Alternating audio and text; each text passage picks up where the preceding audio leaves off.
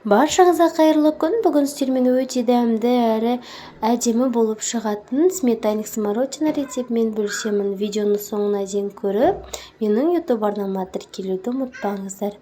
Және де алда әлі көптеген рецепттер болады. Сол себепті менің каналыма тіркеліп, қолдау көрсетіп қойыңыздар.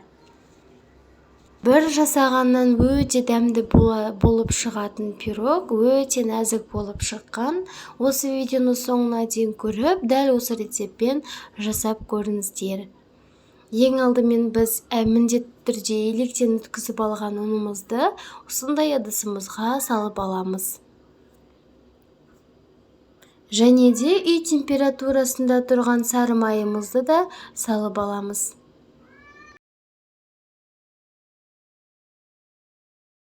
Және оның үстінен қантымызды салып аламыз. Барлық осы керекті рецепттерді описанияға жазып қалдыратын боламын. Сол жерден кіріп қарасаңыздар болады. Енді үстінен қопсытқышымызды саламыз. Және де қамырымызды әдемі етіп илеп аламыз.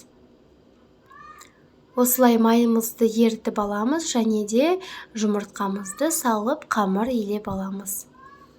Қамырымызды илеп болып міндетті түрде тоңазытқышқа қоямыз. 10-15 минуттай тұрса жеткілікті. Және де осы дайын болған қамырымызды алып, әдемілеп жайып аламыз. Мен оқтаудың көмегімен дөңгелекше етіп жайып аламын.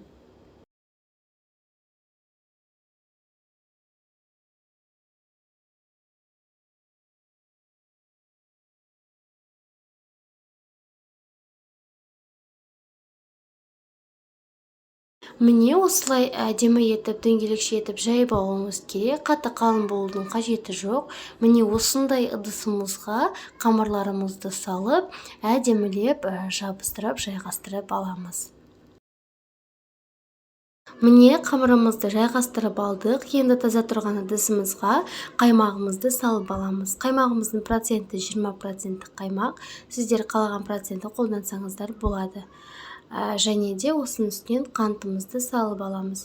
Және осы жұмыртқаларымызды салып, жәйшен беншіктің көмегімен жақсылап араластырып аламыз.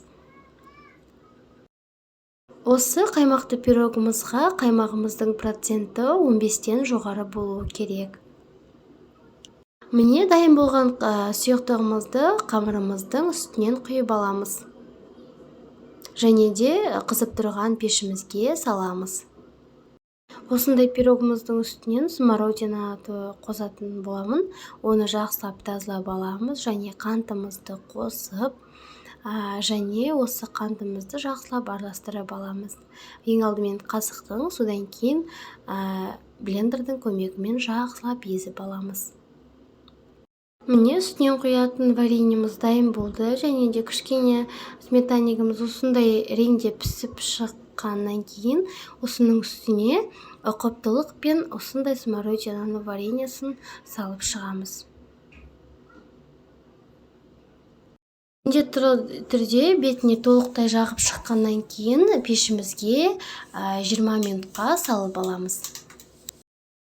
Міне қаймақты пирогымыз дайын болды. Өте әдемі әрі дәмді болып шықты. Шыдамай балалар жартысын жеп алды. Өте дәмді болып шықты. Шаймен ішкенге өте әдемі болып шығады. Дәл осы рецептпен жасап көріңіздер. Осы рецепті мен өзім қолданамын. Сіздерге видео ұнаса, лайк басып, комментарий жазуды ұмытпаңыздар. Сіздермен болған Жансұлу.